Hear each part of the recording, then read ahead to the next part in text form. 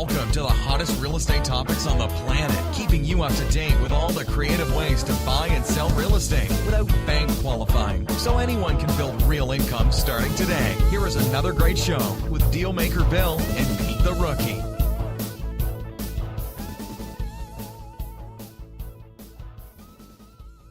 All right, here we are at another episode of Flipping Houses for Rookies, and I'm Bill the Dealmaker. I'm Pete the Rookie. And we have Naomi with us today. So why don't you introduce Naomi?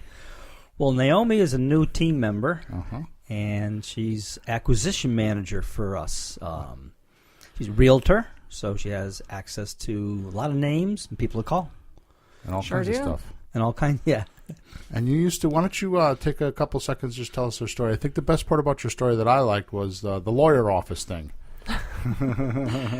Oh, what a story that is. That could take up the entire show. With drama and everything, right? Oh, my gosh. You cannot make this stuff up. So, yes, how I got involved in the real estate industry was not at all intended. And for a friend, I decided to help out while he was had an emergency. Yeah, and that's a good way to put it. Oops. Incarcerated. Oops. Oh, no. It was a little bit of an emergency. He wasn't expected to go away for about 3 years. Whoa. Right. And this is your friend? Yes. He's an attorney. One thing you have to understand, with the 2008 market crash that happened, every state handled it differently, and there needed to be a scapegoat. And some states punished their brokers. In Connecticut, they punished the attorneys, and he wasn't the only one. When really who should have been punished was the banks. The banks really... Have you ever seen The Big Short? Yeah. Okay. The movie The Big Short. So if you've seen that movie, you have an idea of some of the chaos and the illegal things that the banks were doing. And but who are you going to blame? You know, the banks are all powerful. Who can you put in well, you know prison? what the deal is. The guy with the gold makes the rules. Exactly. So there you go. Exactly. And so attorneys are good targets. They make, good headlines.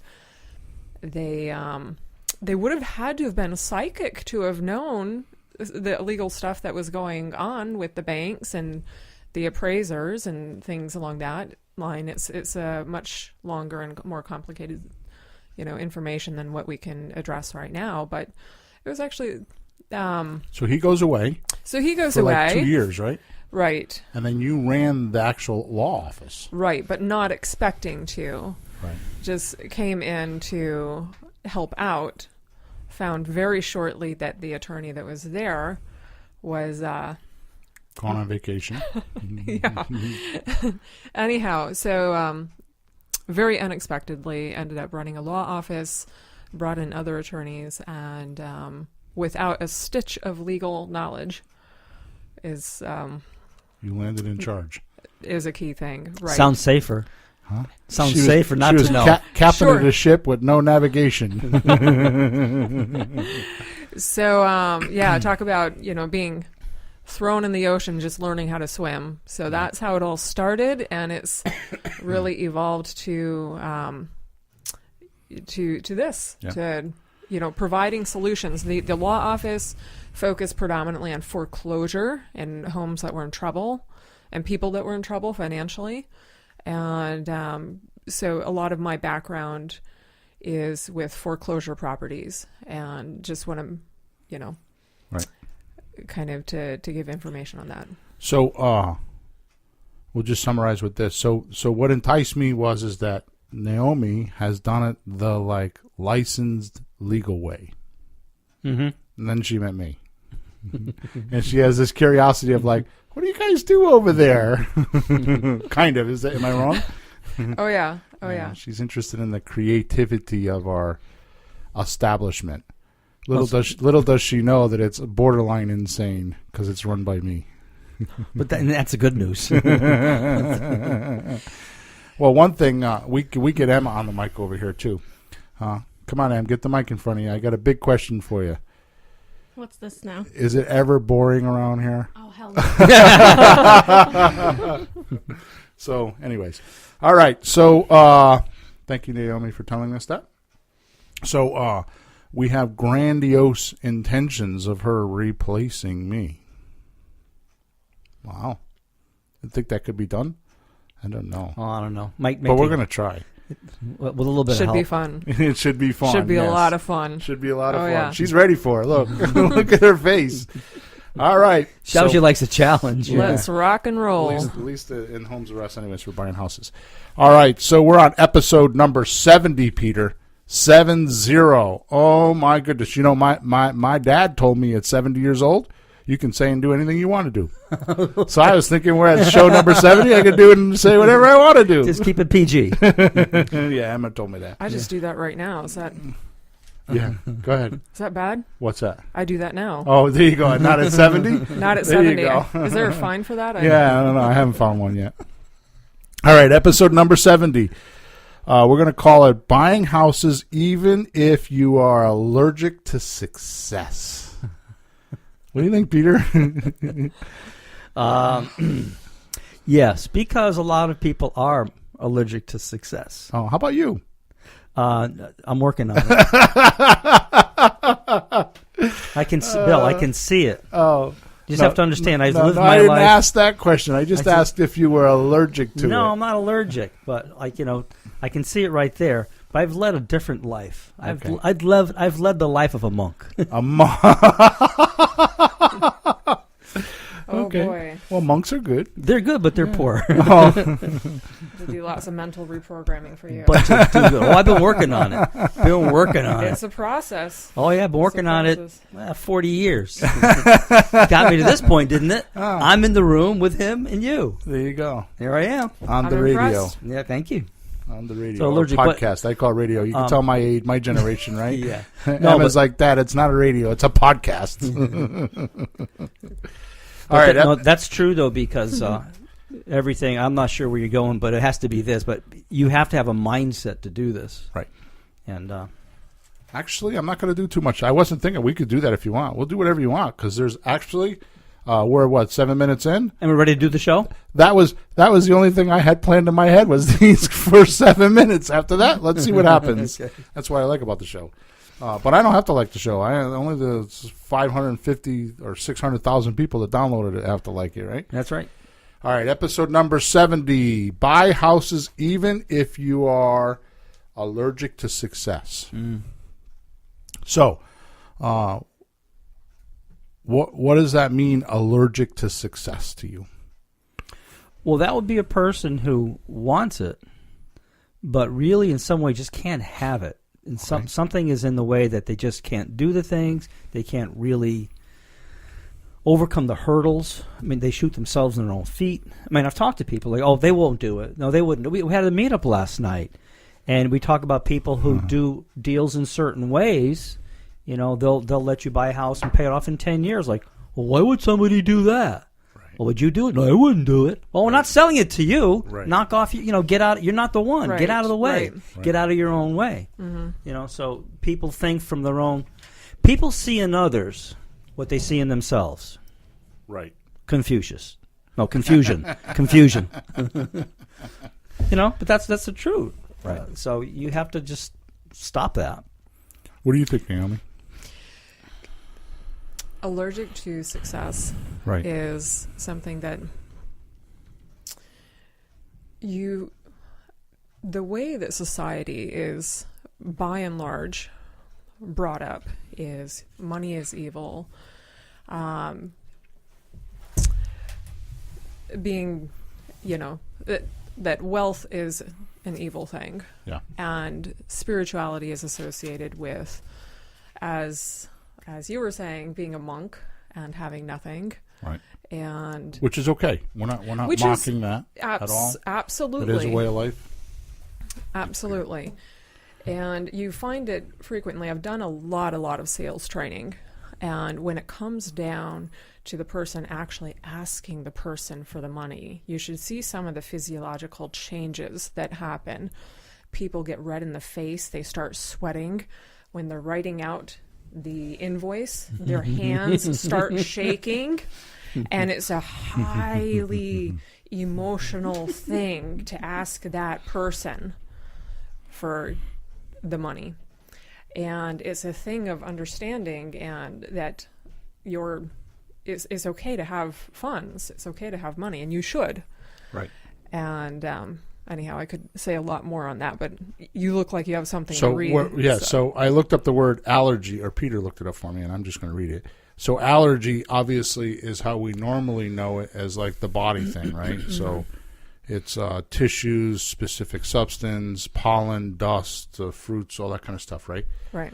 But then it has a definition number 2, which is informal, and it says strong distaste or aversion. Strong distaste or aversion. That's pretty powerful. Yeah. You think it's really that? So I think what's really that? The word? Or I don't know if people have a strong distaste or aversion from success? from Well, success. they have I it. think They have it in some part of They the do. steps. They do. Somewhere in there. They If you do. hand them what Right. happens if with somebody a poor person wins the lotto? they become usually worse off than they originally Yeah, were. Right. because they Yeah. got something going on that they just couldn't have it in the first place, Yeah. second place, or the third place. Something's going on, not only with the final step, but something along the way. Well, I don't want to talk to anybody. I saw something the other day. Well, I'd like to be successful, but I want to stay under the radar. I don't want anybody to see me. I don't talk to anybody. I want to. Well, good luck with that. Yeah, because one of the rules for success is the more people you help, the more. How are you going to stay under the radar and help people? I mean, okay, maybe it can be done, but it's a little difficult. Attract pro-survival attention. Attract pro-survival attention. Can you break that down a little bit more? Pro-survival attention. Right. So what's counter-survival? Just roll over and die. Right. So let's talk about me and my wife, which we never do. Okay?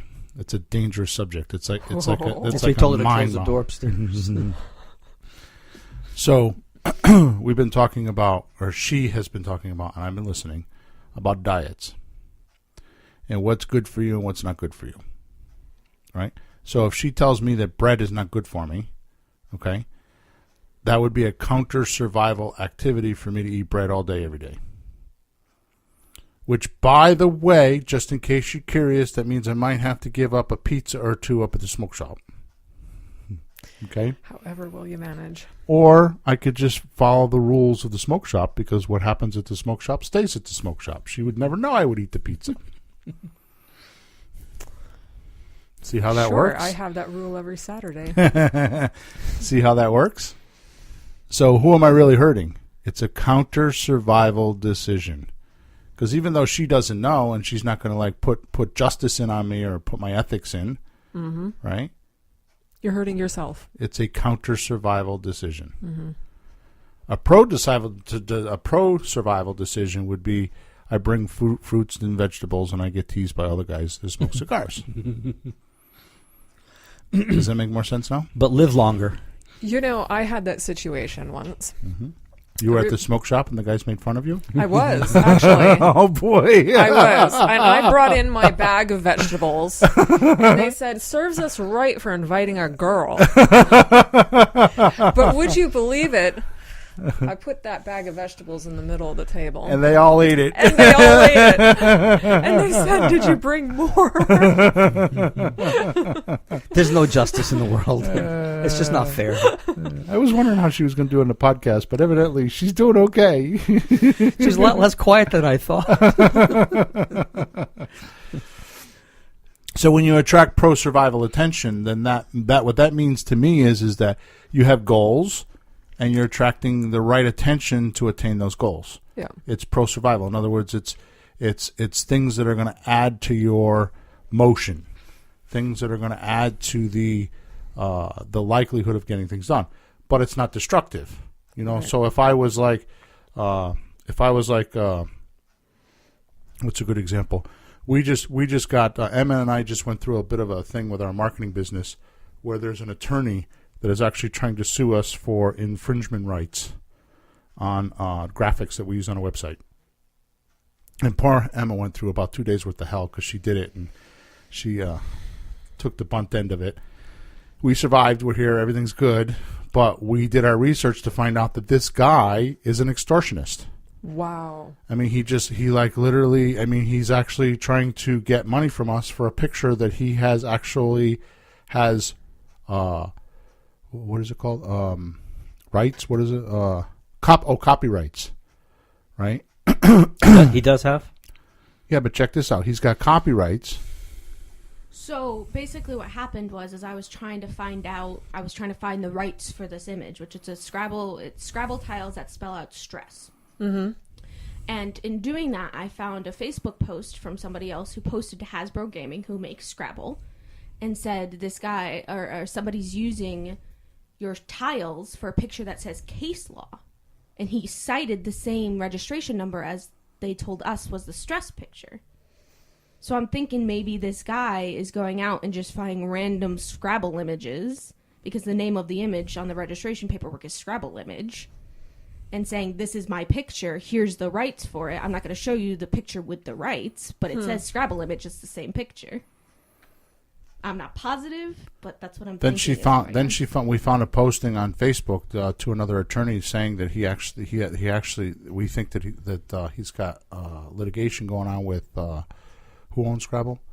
Hasbro, that's what I was just talking about. Oh, Hasbro, yeah. So we find out that we think there's litigation going on. He really doesn't have the rights, and they're like. So, anyways, my point is that. Thank you, Emma. My point is that that's not pro-survival activity. That's evil.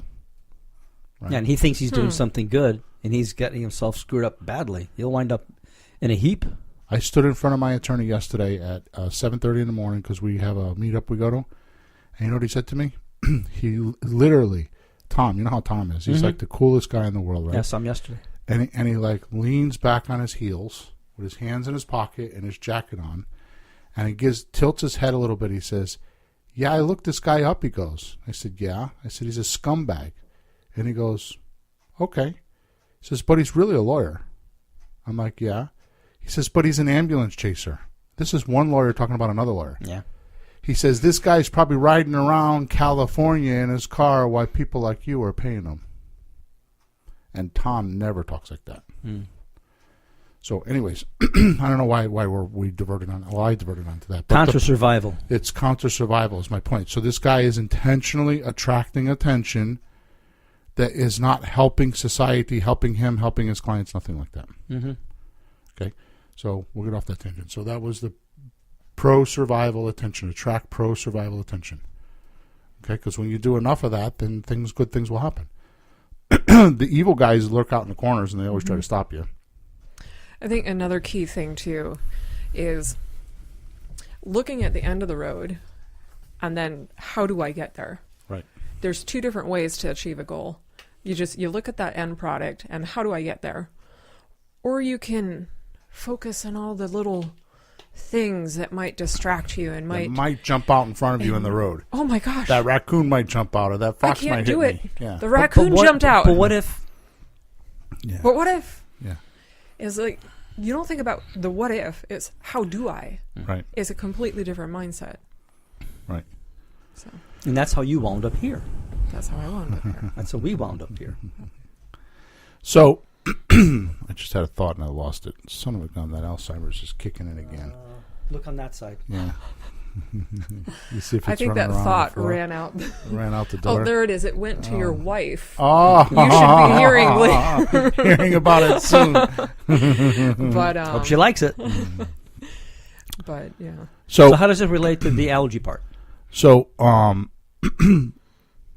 allergic means that you're consciously or subconsciously, okay? I just got my thought back. So consciously or subconsciously, thank you. So consciously or subconsciously, you feel that if you were successful, something might happen and you're not ready for it. So that brings me into the next thing that I'd like to talk about. And we're just in the profound pool here at 20 minutes into the show. So something that I know is for sure for me, and I'm 1,000% sure for everybody else, every human being on planet Earth, but you may not agree with me until you understand it. So one thing that I have learned is that anything new that you start, right? So think of it this way. If you had a circle, right, and let's say that circle was 6 inches across, okay, and that was your life. That was your sphere of influence, okay? Just say that's like almost like you were in a corral, like a fence around you, like just for I'm not saying your life is so small it's only 6 inches, but let's say a circle was 6 inches, and then all of a sudden you expand it to 8 inches.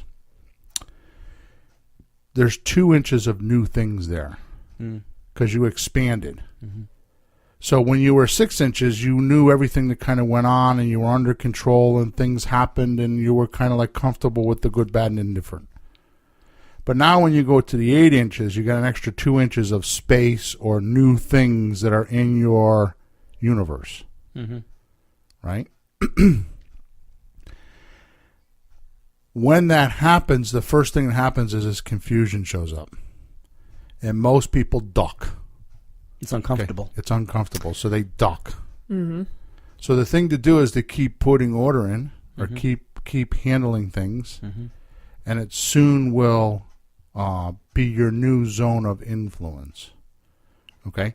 So with that said, I have a statement to make. Anything Drum roll, please. Any new activity you create in your life is going to have turmoil in it.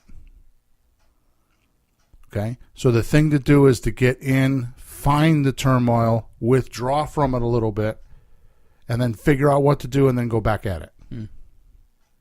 Right? So realize anything new you start is going to have turmoil. It's how you react to the turmoil that determines whether you'll be successful or not. And that's exactly what I'm talking about when I say you're allergic.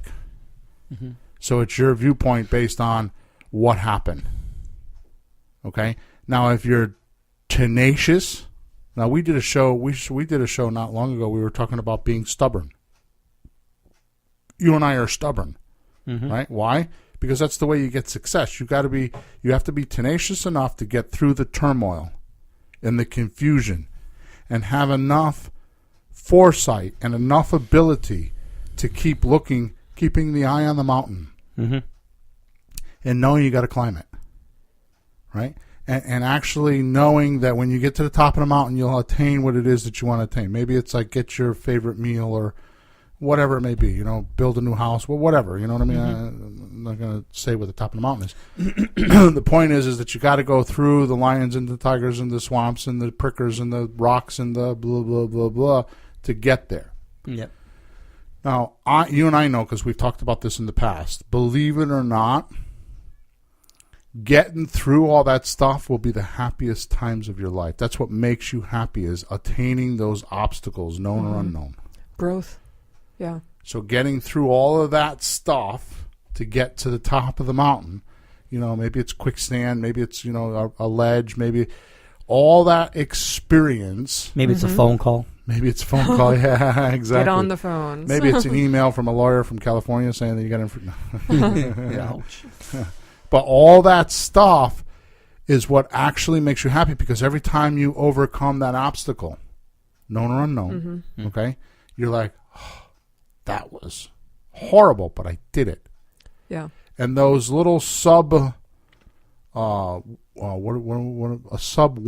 or sub. Well, there's steps along the way. Yeah, those steps, challenges, those hurdles. Challenges. Yeah. Those every time you hurdle those challenges, you're going to be like, oh, that was hard, but I feel good. Oh, you're going to feel great. Like the harder it is, the better you're going to feel. Right, and your confidence is, you know what? I can do this. Right. I can do it. And what's going to happen if you don't handle it? You're going to feel equally bad. Right. And you can't badmouth yourself, so you're going to badmouth the activity. Right. Oh, that's no good. Real estate's no good. It's too hard, or whatever. Swimming, being the best swimmer in the world. Which brings up a good point, Peter, because a lot of people don't look within themselves; they look externally. Well, you can't blame yourself. You can't be wrong. Right. So something else has to be. Right. How's that working for you? Yeah. So if you humble yourself and realize that there's something, and honestly, what I have found, because I've coached a lot and I've done meetups and I've done, if you don't understand things, actually the literacy of our society is like, yeah. Yeah, you were telling me the other day. It's just getting people to duplicate words is an issue, I think.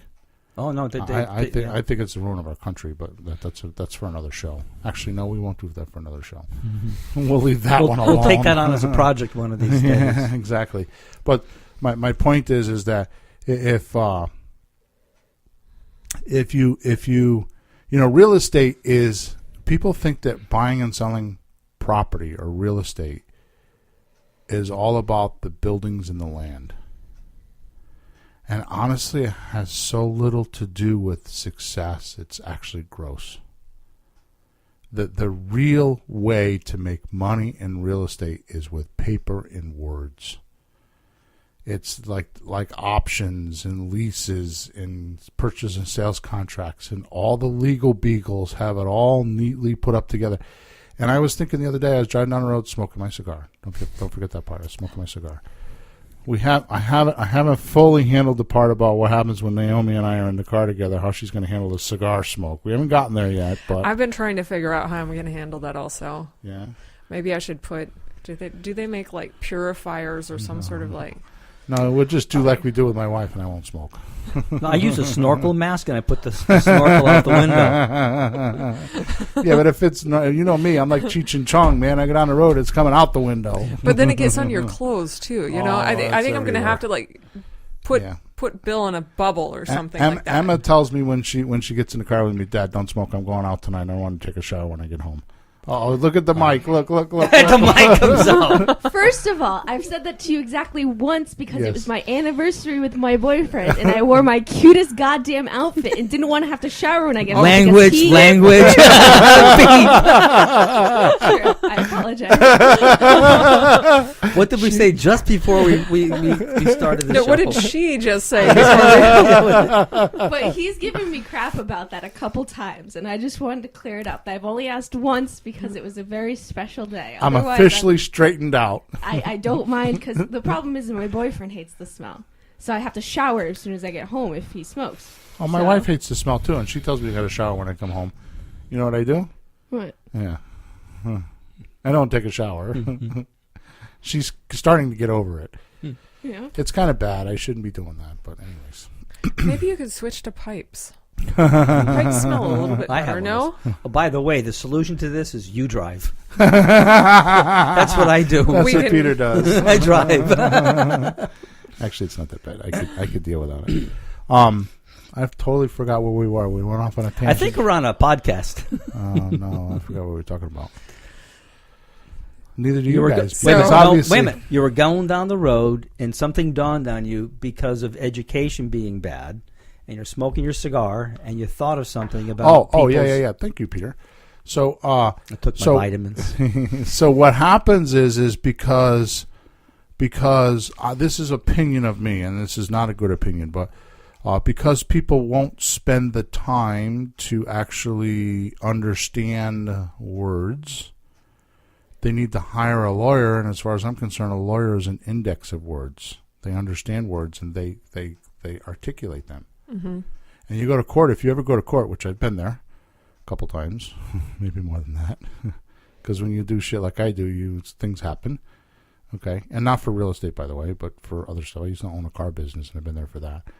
My point is that if you go to court, it's very literal.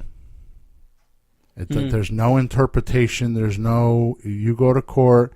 If the word says red, it doesn't mean that it came from blood. It just said it's red, and they look at it very literal.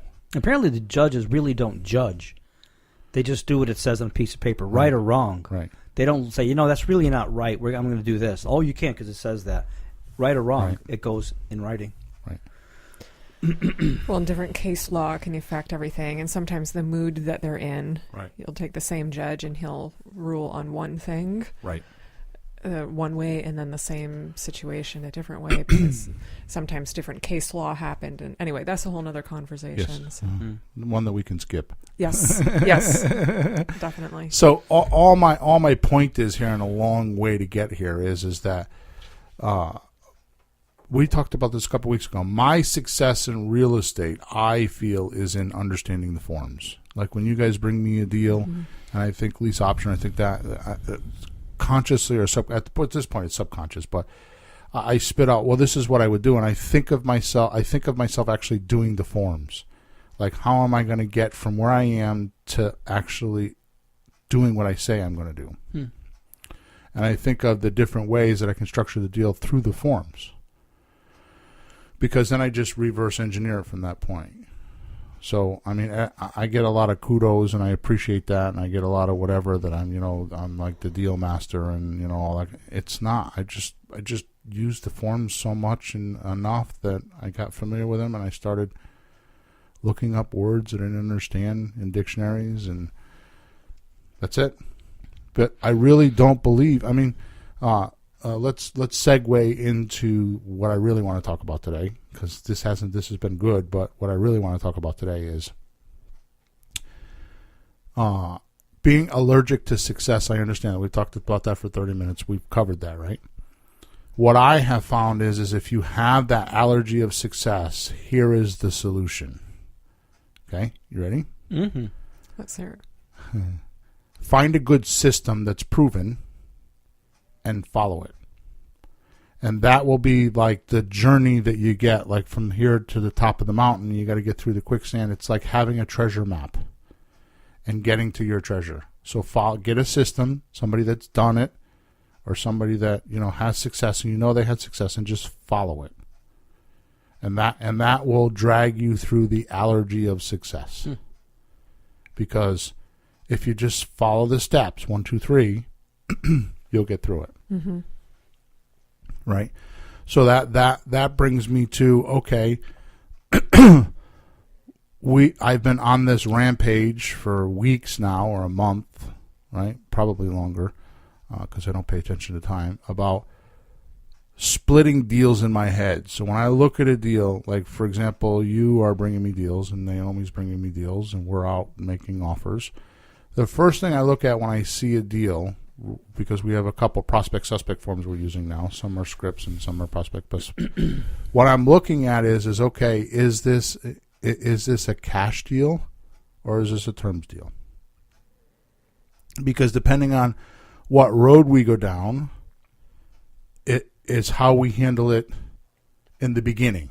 Mm-hmm. Like when we sit in the living room, like we did yesterday. Right. We sit there. We sat on a absolutely porch that was gorgeous. Gorgeous. Oh overlooking in Woodbury, Connecticut, overlooking mountains, and it was absolutely. I don't think I've seen views like that in a while. And she knew it. She knew that she had a luxurious piece of property, $1 million piece of property, but was beautiful. My point is that when I sat there with her, before we even walked into the house, we needed to have a mindset. What are we going to do with this property? Mm-hmm. So we went in focused, right? And we were focused on doing a terms deal. We were. So we were like flanking it. You were on the right and I was on the left. Kind of like playing football or whatever you want to call, like on a battlefield, however you want to look at it, right? Yeah.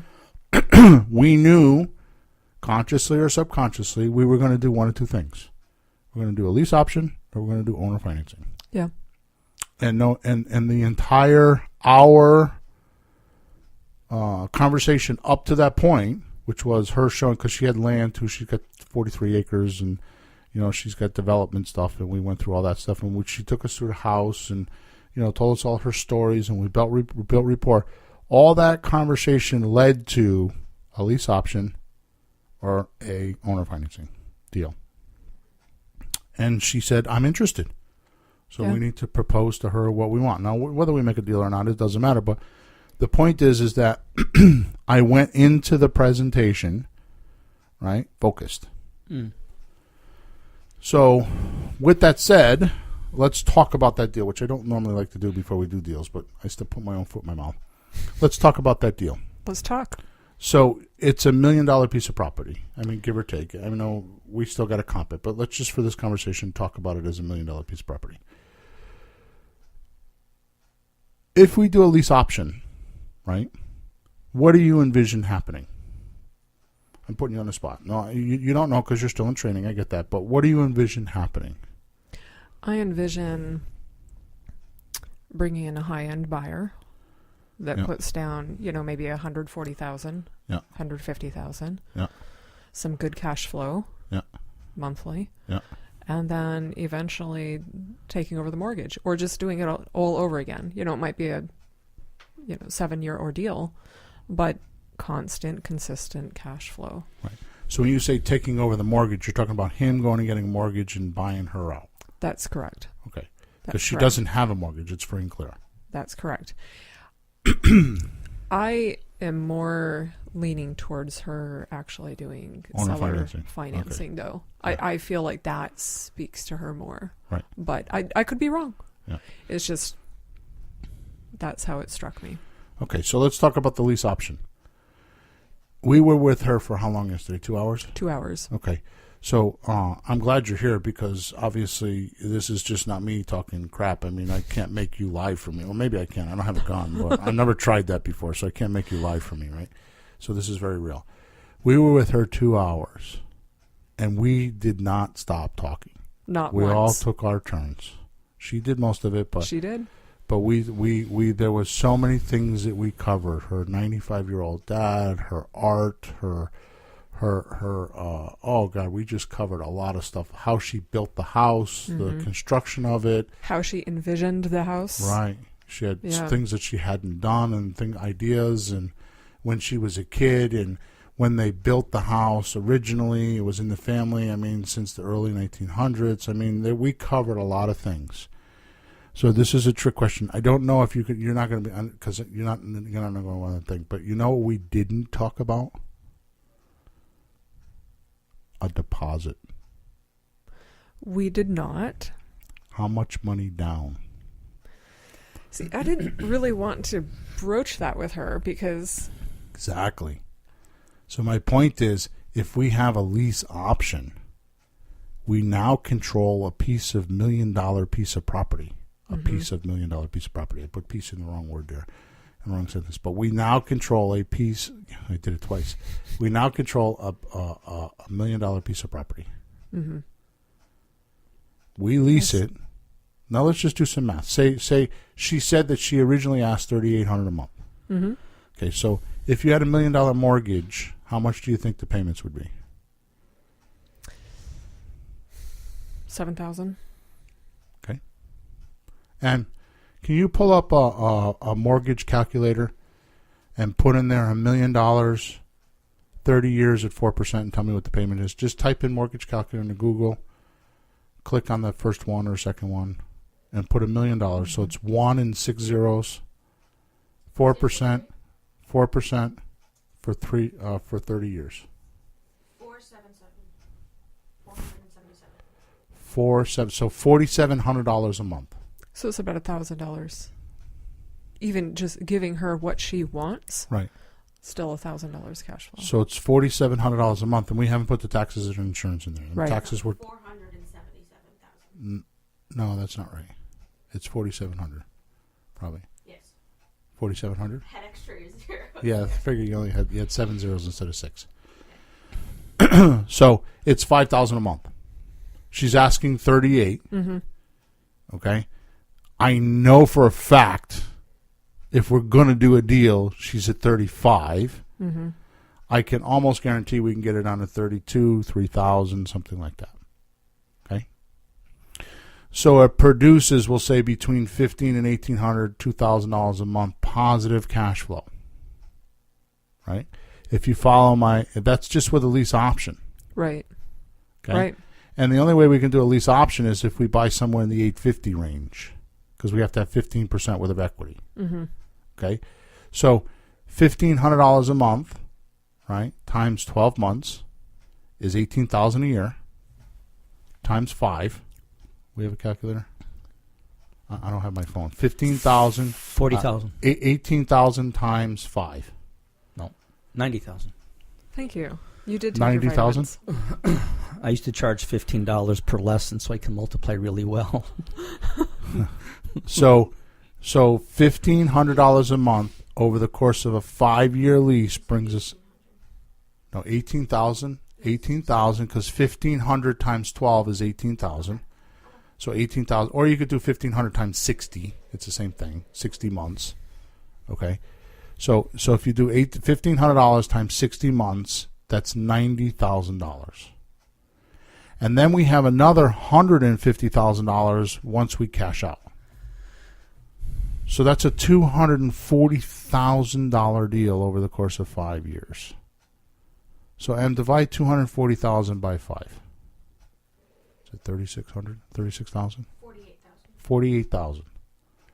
So it's 48,000 a year over the course of 5 years. Now you don't get it 48,000 a year. You have to wait. Right. But imagine if you did one of those a year for the next 10 years. Yeah. Just one of those a year. You wouldn't have to do anything else. Right. Yeah. It's powerful information. Okay, so that's the structure of the deal. Okay. Now let's dissect what's actually going on here. Which, by the way, some people are there any questions? There's no questions. Usually when I talk deals, there's questions. So by the way, we're going to lease this property from her with an option to purchase. Mm-hmm. So if she's asking $1 million, we probably can get it down to $850. Okay, I'm sure of that. Okay. All we have to do is the cost to sell worksheet with her, and we can do that. But just for the sake of this conversation, so it's $850,000. Okay, so we lease it from her for $3,000, $3,200. We'll say we're making $1,500 a month. Mm-hmm. Okay, so just for all intents and purposes, we'll say $3,500, and that gives us $1,500 a month, and we rent for $5,000. Right. So we rent from her for $3,500 a month. We go find a lease option purchaser that we'll give them 5 years because it's a jumbo loan. Right. Okay. It should probably be an executive, an attorney, or something like that mm-hmm. makes $200,000, $300,000 a year or more. We lease it to them with an option for $1 million and $5,000 a month. So we bought it for $850, sold it for $1 million. Mm-hmm. We're paying $3,500 a month, and they're paying $5,000. Right. Right? Plus taxes and insurance and all that kind of stuff. It's some good math. Okay. So now let's dissect the deal based on our show. Okay. Is there any risk? Sure. What is the risk? The person that you bring in, they could stop paying. Okay. Or from her perspective, we could not pay her. We could just take all the money and run. Okay. Good. That's perfect. And I'm asking you from your attorney perspective because I know that you'll look at the risk first. Right. So let's talk about that. So the person that's paying $1 million from us, the person we're selling to, okay, our buyer, if they had to go get $1 million loan, how much would they need for a down payment? It's a jumbo loan, so at least 20%. Right. So that's $200,000. $200,000. So is it real that we can let them in there for 75 or 100, and then give them the 5 years to come up with the rest? We could. Right. So let's just be ultra conservative because we have people that are like that. Ultra conservative. Okay. Let's say we take $75,000 because this guy makes like $400,000 a year, and he thinks in 2 years he can cash us out instead of 5 years. So we take the deal just because. Okay. We have $75,000 worth of cash, right? $75,000 worth of cash because he's going to give that to us before we move it in. Mm-hmm. Before he moves in. So if we have $150,000 worth of profit because we bought for $850 and we're selling for $1 million, right? That's half our profit. It is. The day he moves in. Right. Okay, good. So I have a question for you that I don't want you to answer. How many $3,500 payments could we make if he doesn't pay with $75,000 worth of cash? And I really can't answer this. Yeah. You get the point. Yeah. 20. Yeah, you're right. You see what I'm saying? Yeah. Okay. So If he doesn't pay us in Connecticut, the eviction could take 6 months. So let's take $3,500 times 6 and just put that in an escrow account. And if he doesn't pay, what do? Tap Do the it all escrow over account. again. Yeah, we evict him, tap the escrow account. Suppose he does some damage. Well, we have that money, right, Right. in an account. Do that for me, Em. 3,500 times 6. 3,500 times 6. I should have my calculator in front of me. 21,000. So that means that we could take $50,000 and go to the beach. We can do whatever we want. So if we were to take 21 or 25,000, just put it in an escrow account. Suppose his kid was psychotic and damaged the walls. Could we fix it? We could. Yeah. So I'm going to re-ask the question now. I'm gonna, again, see what else comes up. What is the risk? There is no risk. Well, how about the one if we stop paying her? Oh, true. True. What if we stop paying her? Hey, what if we don't pay her? Then what I know. happens? That's scary. What do we do? That's scary. Our Okay. name would be damaged. Did I just say we were making $1,500 a month?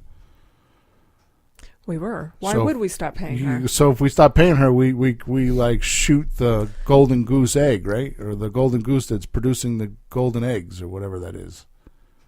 Right? Why would we do that? There's no reason. The only time we would stop paying her is A, we're a criminal and we're evil, and in that case you deserve it. Mm-hmm. Or B, our buyer stops paying us. It's the only way you would stop paying her. Yeah, but you already answered that in question A. We have the Because, escrow I mean, the account. beauty of the thing is it doesn't cost anything to get an option on the process, a few $100s, just without anything, Right. just to get the option. And nothing happens until you get a chunk of money from somebody to cover all the what ifs. Right. Whoever made this up, Right. really, foolproof plan can't be done. There it is. I mean, Yeah. what's the risk? Jeez. Yeah. And you know, and even if she said, you know what, I'd like a $50,000 deposit, what would you do? I would work with that. I'd say, yeah, sure. Yeah. Why? Because where's the deposit going to come from? The buyer. Absolutely. There you go. Because we're going to make the difference between what we have to pay her and what we collect, is what our profit is. Yeah. So it might mean, so it's a give and take world with me. You know that. Okay? Unless we're talking about cigars, then I just give them away. I don't know why I do that. I give away $15 cigars. They're like they cost me 3 cents. I don't know why I do that, but I do. Oh, I'm gosh. trying to gain agreement on cigar smoking. So the more people I get to smoke, the better off I am right. Bill, you're like a cigar dealer. Trying to get me to buy the Just cigar try shop. it. Just once. Yeah. Here, smoke Come this. here, little girl. It's free. I'll give you a free one. Just see if you like it. After that, it's $25. Yeah. And he's making 10 each now. That's right. That's why he gives them away. See, you guys are all backwards. It's just an option agreement. All right. So if she wanted 50 up front, what would change on her end? So- what would she give you, Bill? instead of saying to her, because what we're going to do is we're going to say we want to bring the house to the market and see what it's worth, and we need 90 days. And we want her to make the mortgage payments and pay all the bills while we're doing that. Right. So she's going to absorb. Now, is that a hard thing to ask? I don't think so, because what are the options? Look at the alternatives. It's not as good, actually. Well, let's be a little bit more narrow on what you're saying. What's the opposite of what she can do if she does that? She could list it with a realtor. And how long do they ask for? At least 6 months. So we're at 3 months. Exactly. So this seems like a better deal for her because we're at 3 months, the realtor's at 6 months, and the realtor's not going to pay any of the bills. That's correct. Matter of fact, they're going to demand that the house be in pristine condition. And they're working with a much smaller portion of the market. Right. So there you go. Right, because what you're talking about is 81% of the population is not mortgageable. Correct. 19% is. So the And out of realtors, that 19%, how many can afford a jumbo loan? Right. Right. So Okay. So when you ask what am I going to change, I just change my terms. Well, because now I know instead of going after 100,000, I might have to go after 150,000. It might take me a little longer to find that guy, so I might want 4 months instead of 3 months. Mm-hmm. Well, I'll give you 50,000, but I want 4 months instead of 3 months. Would you ask for a lower price in the house because she's getting cash now? No. And I'll tell you the reason why. You're not going to, I'm going to tell you right now, this is not a deal that you're going to pick up the phone, make 4 phone calls, and find this person. I mean, you're on an auto dialer right now. You make 4 phone calls at once. Mm-hmm. And how many phone calls do you think you've made before you hit this person? Actually, she was number 2. Okay. not in all the phone calls you've made. No. How many, you've probably made, 100? 150 phone calls? Sure. Dials before you found this person? Sure. Now, we use an auto dialer. It makes it a lot simpler. And if you want to know about that, then send in a support ticket to info@flippinghouses.club, and I'll give you emails and places to go. It's not cheap, but it's there. It's there, yeah. Okay? So you're not going to find this person, right away, okay? The point that I'm making is that you have to get you have to get through a lot. You have to search for this person. It's kind of like, it's not a needle in the haystack, but it's definitely not the haystack. Mm-hmm. Maybe it's like a gold bar in the haystack. Yeah, there you go. You can see it shining through the hay. Okay, so when you say you're afraid now, yeah, the allergy part of this. And when you Yes. when I say you're afraid of success, could you sit in front of a person that has $1 million house and talk about $1 million so nonchalantly like we have been? No. You'd be sweating, maybe shaking, stumbling over your words. Right. Yeah. So what I strongly suggest is you don't go after these deals. So what I strongly suggest is you go after a slot deal. So let's talk about a slot deal. So a slot deal is a sandwich, lease, option, transaction. It's an acronym. Sandwich, lease, option, transaction, slot. And it started out as a joke. It was my sense of humor, which is not good. I'm English, so I have a very dry sense of humor. You noticed. And you put $10 in a slot machine, and 10,000 comes out, because that's how I feel about a slot machine, a slot deal. Mm-hmm. Okay, and we were joking about it, and that's the name of it, right? So the way a slot deal works is suppose Naomi had a house for sale that was worth $100,000, and Peter wants to buy that house. Well, Naomi has it and can't sell it because it's worth $100,000. And owes $100,000. And owes $100,000. And if she were to close, she would pay the normal 12 to 15% closing costs and would have to bring $15,000, $18,000 to the closing table. Doesn't want to do that because doesn't have the money, whatever reason. She's stuck and becomes an accidental landlord. Doesn't want to be that. I come along and say, well, Naomi, I will give you a delayed cash out. What I will do is I will find a buyer for you. We're going to lease it to them on like a rent-to-own program. Mm-hmm. And they're going to pay your mortgages, all your expenses, and then when I get them approved for a mortgage, they will go and get their mortgage and buy you out, and then you're clean. I go to Peter, who's part of the 81% of the population, right? 81. 81%, yep. And Peter's willing to pay like $106,000. Yeah, my wife really wants a house, Bill. Right. School system, whatever, right? So you decide you want to buy, okay? So Peter gives me $6,000 for a down payment, which means you owe $100, which is what I promised Naomi. Strange how that works. Yeah, imagine that. Math is a good thing. So you give me $6,000. The $6,000 goes in HIP National Bank. That's my profit. Naomi knows I'm doing this, okay, because I've explained this before I even signed any documents with her, okay, and that's how the deal works. Now, I'm going to back up a statement I made earlier. What really happened in this transaction? The real logistics of how it happened. I signed a one piece of paper, one form. Now, some of my options are 2 pieces of paper, but I'm going to say, for most part, it's a one piece of paper, one-sided document. It says option agreement. We agreed on a price. We'll say the 100. And we agreed that we're going to take over, that her mortgage payment of $1,400 is going to be paid. Okay? And there's really no term. I mean, I could make it 2 years. I could make it 5 years. I usually do 2 years in a slot deal just because they can get in and out because that's what the seller is comfortable with. So we'll say within a 2-year period. So I'm going to pay her, the document says I'm going to pay her $1,400 a month, and I have 2 years to bring $100,000 to the table and cash her out. Okay? She signs it. Go ahead. Okay. She signs it. I sign it. I give her $100 to consummate the deal in cash. I could do a check too, but I usually do it in cash. And I have a receipt where she signs it and I sign it. Okay? Got that? Sure. So what did I just buy? The right. The right to sell that property. Did I buy the property? Nope. I bought the right to sell the property. Because I now am part equity owner in that property with the option, and I had the right to sell it because she gave me the rights because she just sold it to me for $100. I don't need a license. I don't need to be a realtor. I don't need a license. I don't need anything. Now I find you, and you have whatever situation where you really like this house or your wife likes it, and you're motivated to buy this house that you normally couldn't buy. Yeah, And I'm you're all paying over. rent someplace. Yeah. It'll go on and on And and you're on paying and on. like $1,300 a month. This is going to be Say it again. Money going nowhere. Yeah. Yeah.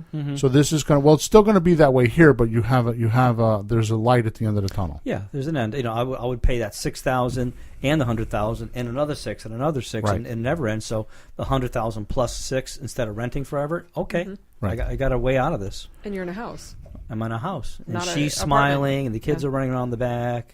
So I have friends over for suppose you're barbecue. paying $1,300 a month for rent, and now you're paying $1,400, but you have a house. Okay, you could use you could have used your retirement funds, a 401k or IRA or something to get the $6,000. Your grandmother could have lent it to you. Your mother could have lent it to you. You could have had a savings account. 2 credit cards, Two 1 credit check cards, in the mail, the yeah. credit card connected. But you figured out how to get the $6,000. Sure, tax Okay. refund, piece it together. So now what happens is I actually take the right that I bought from Naomi for $100. I take the rights. So she gave me the right to sell that property, and I now sell it to you for $6,000. And it's 100% legal. It's 100% legitimate, and everybody's happy. Naomi's happy because I sold the house she couldn't sell, and she's not paying $15,000 or $18,000 or $13,000 in closing costs. You're happily paying for the house. Now, you think that you're overpaying at $106,000? No, You're it's comfortable worth it. because It's worth it. because I'm going to tell you right They're now, going to even work with you. even if that's you- a big deal. right, Yeah. even if you Or did, what? Or what? even if Yeah. you did get a subprime loan and had to pay like 8%, you're going to pay more than $6,000 in interest anyways. Even if you did get that loan and you would happily do it because you made your bed, now you're going to lie in it pretty much. Now it's giving you the opportunity, time to repair credit or whatever issue needs to be repaired. Gives And you so 2 when years. you do come in to get a mortgage, your rates are better Right. rather than being locked up with a mortgage for 30 Right. years. It's Right. subprime. But Okay. Right. So And is it's worth the $6,000 that you would make because that person, this person, are not just standing on a street corner. You just go, okay, you two, and just take $6,000. You got to find that person, do the work, put the deal together. Not many people know how to do this. Well, So that's a great service. For I that would kind of pay money. somebody I would buy somebody $100 dinner if they can actually find a licensed realtor that hasn't been trained by me or somebody like me that knows how to do this deal. Bill, the strange thing, realtors ask me how this works. Right. So it's not part of their. Training. No, it's not. So and there's nothing wrong with realtors. They just don't have this training. Well, I don't know if they want to wait 2 years to get paid too. Right. Well, they don't because you get the $6,000 right up front. Okay. All right. So let's dissect this deal. Is there any risk? of course there's risk. Tell me what it is. Same questions. We could not pay, which Right. why would we do that? Right. Be shooting ourselves in our own foot. Okay. Or they could not pay. Right. Again, you could do a reserve account, put it in escrow, but is $6,000. I mean, you want to get paid. Okay, so 6,000. so first of all, let's realize that when I do the math on a $100,000 house, it's because it's easy to understand. Most houses around here are 200,000, so it would be 12,000. right. Okay. So if I had a seller that was concerned of the things you're concerned with, and they were asking me of a deposit, we'll say of, we would add up, a few months, say 3 months worth of security deposit. Mm-hmm. Then we would collect the difference between what we would have to give you for for a deposit and what we could collect. I will tell you a vast majority of the time, the debt relief outweighs the risk. So if you're in that situation and you have a vacant house or a tenant in there, okay, that's giving you a hard time, okay, you're already in that position. The only thing I'm bringing to light is that in 2 years you can get out. Within a 2-year period you can get out. Right. Right. So you're already in that position, more than likely. Either you're in a vacant house, it's a vacant house because you don't want to rent it, or you don't, or you're in between rentals. Mm-hmm. Second of all, we're going to pre-screen and we're going to do probably a better job than the accidental landlord of getting a better tenant in there. One thing we're going to do is we're going to spend some money to do a background search, usually $75, and we're going to check, sex offender and drug history and arrest history, and we're going to go through whoever's living in the house, and we're going to spend that money and find out. Right. Okay, so there's going to be a little bit more housekeeping done before we let somebody in there. Most important thing to realize is that Peter's given me $6,000 that he may not have. So he's vested into this property. He's bought into the idea that he's going to close and get a mortgage, and he is buying a house. It's a completely different kind of tenant. That's a whole different animal. So they're not a tenant just there kind of going for the ride. They're going to cut the grass. They're going to plow the driveway. They're going to fix things if they break up to a certain amount. They are the owner. They are the owner of that house. We are going to treat them like the owner of the house. We are just the bank. Right. So when you do this slot deal with your seller, you're going to explain to them, you're not a landlord anymore. You're the bank. And I always say this: you have a mortgage now, right? Yeah. Okay. So if your toilet overflows, are you going to call them and tell them to come fix it? And they say no. The bank won't. They'll laugh at me. Exactly. That's your position. Once I get done with you, that will be your position here. They're not going to call you for a broken toilet. I mean, what a relief for the seller. Right. Is rather than renting it out like they were maybe forced to before. Right. They're relieved of this duty. Totally.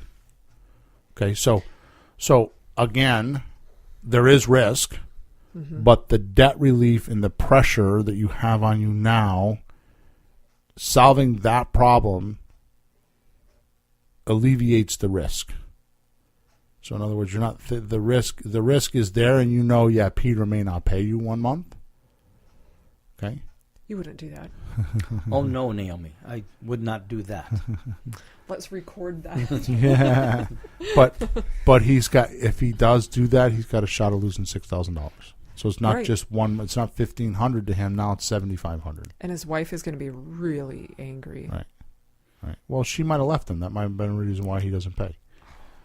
What about his children? I'm going to tell you this though. I'm going to tell you that in most cases, evictions are not, the right way to go. You're better off to go talk to the tenant and buy the keys.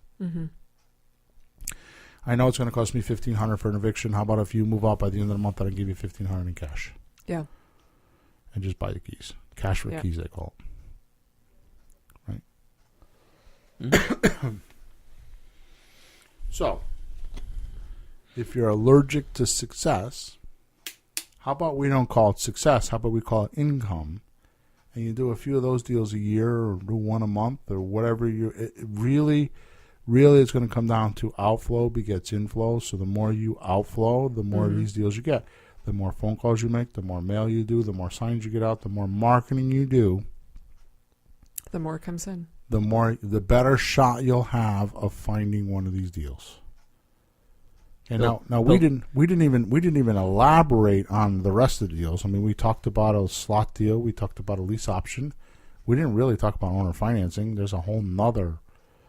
Okay, my point is that you don't need money. You don't really need a lawyer.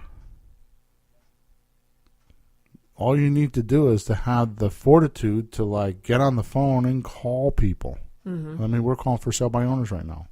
Right. Right. If you want to know anything about that, I did a 2.5 hour lecture last night. If you want to call that at the meetup.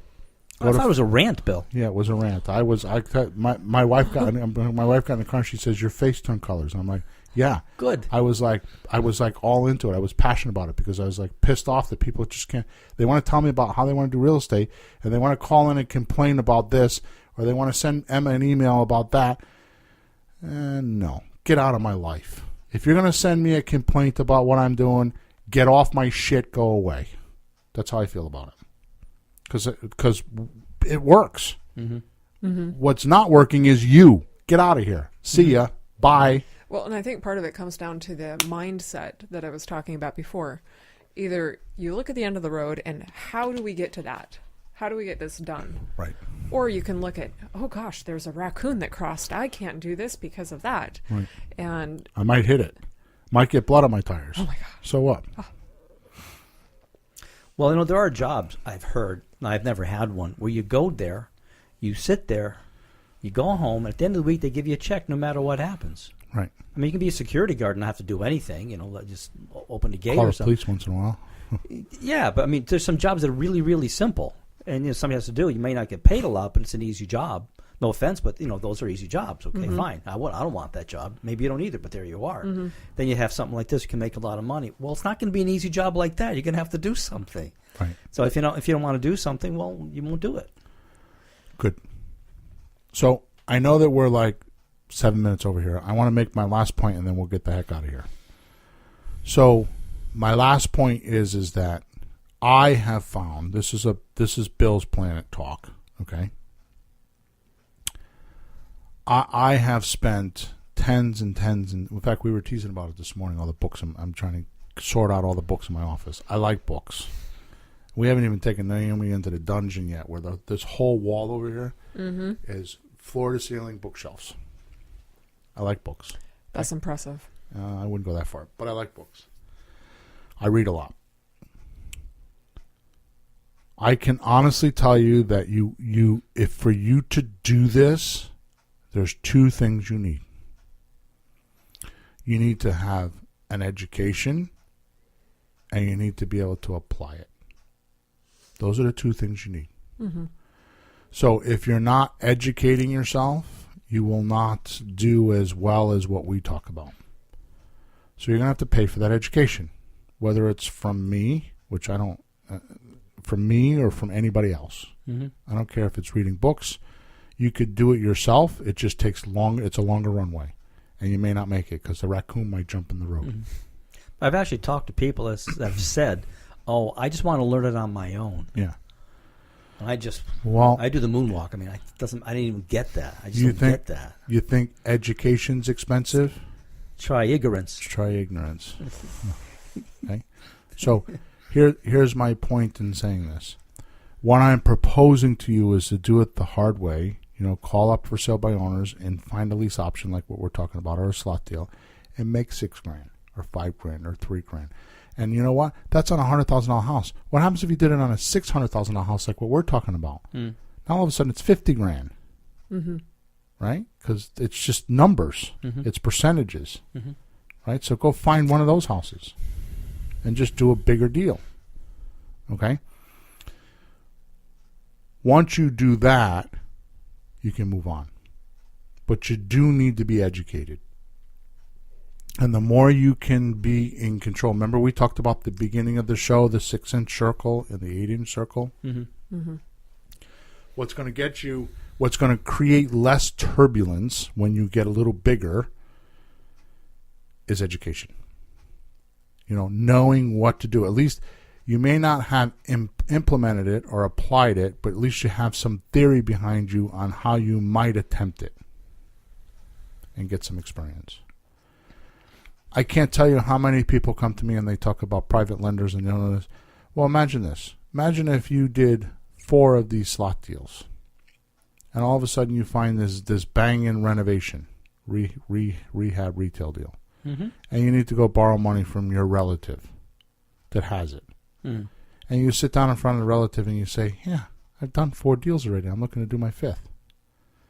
And you tell them, oh, I bought this house, and I did that house, and I bought this house. And you show them pictures, because you should be taking pictures of everything and building a portfolio. What do you think that person's going to feel about lending you money now? A lot better than goose egg. Right. A lot better than you went to some seminar and got all rallied up and riled up, and you're going to do this with his money. Yeah.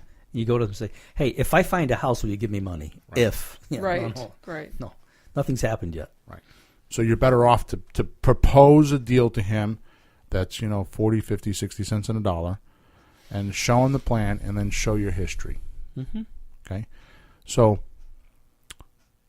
to finish off, the allergy is overcome by knowing what you're allergic to, getting an education, and working your way through it.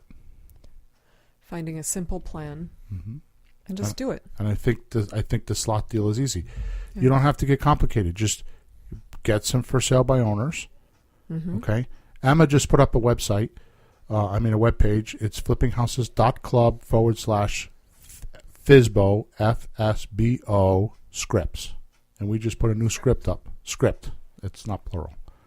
FSBO script. Go get a script. Get on the phone. Do a FSBO.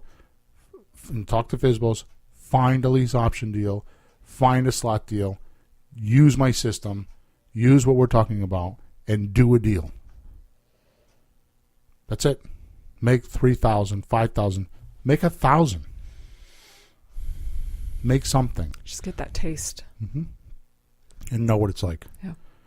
And there's no reason for you to be, at that point, once you get a taste of success, you won't be so allergic to it.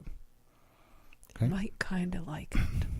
Say it again? You might kind of like it. I've not seen anybody getting bit by the bug that crawls out, that's for sure. Once they get in the hornet's nest, they stay in. So does this make sense? Are we clear? Yeah, absolutely. So the summary is that you can, the summary is that you don't, even if you are allergic to Success, just go through this little system that we just talked here and work your way through it. Know that when you start something new, there is going to be turbulence. You're going to have to go through it, so why not do it with a deal that's not so risky? I mean, if we started to do a slot deal and it blew up, what would happen? Yeah, your seller might be a little pissed off at you, but that's it. That's it. There is no other risk other than that. Well, you're not promising anything. I don't even know. I haven't had anybody be pissed off at me if something doesn't work out, because the realtor will go for 6 months. Oh, sorry, I didn't sell your house. Bye-bye. Right. And it's not like, oh, sorry. It's just like, well, no, it didn't work out. Right. It's not my fault. It's your fault, your house. Right. Yeah. So there's no promises made. So we'll try for 3 months and see what happens. Right. And they agree to it. Yep. What other options do they have? So you're trying to help them. Exactly. Not do anything bad. Okay. Nice and clear? Yep. Crystal. We're good? We covered it. No, what was it? Oh, buy houses even if you are allergic to Success. Bill, I think my Episode rash is gone. There you go. That was a good one, Peter. All right, good. So if you have any questions, you can send an email to info@flippinghouses.club. I answer those emails. Sometimes realize I had a few people give me shit about that they went on the Facebook in our Facebook group and we didn't respond within like 2 hours. Naomi's going to be in there helping us with that. Emma's in there. I'm in there. Guys, I'm going to tell you the truth. I'm just going to be as blunt as hell. I buy and sell houses, man. I'm out all day long making appointments and doing that. I do this as a hobby. If you think that you want an answer within 5 minutes and you're going to complain if I don't give you an answer, then get the hell out of my group. I don't want you there. That's not what this is about. I will help you. Don't hold back, Bill. But I'm not going to do it. I'm not going to drop everything I do because you sent me an email. Okay, so I answer everybody. It's just not. Sometimes it's not the same day because I'm out making offers on $1 million houses, running my business or training my guys. So that's the way it is. I'm sorry if you don't like that. Then I'm okay with that. Just don't come in the group. Are you saying we're not AT&T? Yeah. And definitely not AT&T. We're not Delta Airlines. Yeah. So you can get my help at info@flippinghouses.club, or if you want to learn how we find deals, go to flippinghouses.club/finding deals. I have a $1 offer there for 30 days. You can go in there and you can see how I actually find these deals, because that will be your next question: is how do I find these deals? And then we go from there. Okay. So with that said, we are going to jump over into the finding deal section. For $67 a month, it's $1 for the first month, and then $67 a month. We actually go into that Facebook group and we do a live stream and answer questions about marketing. Sometimes we do deal structuring, but that's part of the $67 a month. Is 4 times a month, once a week. We can go in there for half an hour, 45 minutes, sometimes an hour, and answer your questions. I don't know how many gurus are doing that. I'm not trying to be a guru, but I don't know how many people offer that you can get into a Facebook group and ask questions for $67 a month. I don't know anybody doing that. So that's the value of being in. Not to mention there's a bunch of videos in there on how to do your marketing and all kinds of stuff. It's well worth the value. So we're going to go over there. We call it the Post Podcast Show because it's 10:45 here in Connecticut. It's like post game, right? Post game, that's right. All right. So with that said, Bring the potato chips. right. There you go. We have them upstairs. I have lunch. Yeah. Well, I think I have lunch. I bought cold cuts. That seems to be being poo-pooed, but there you go. All right, guys. Over and out. We'll see you next week.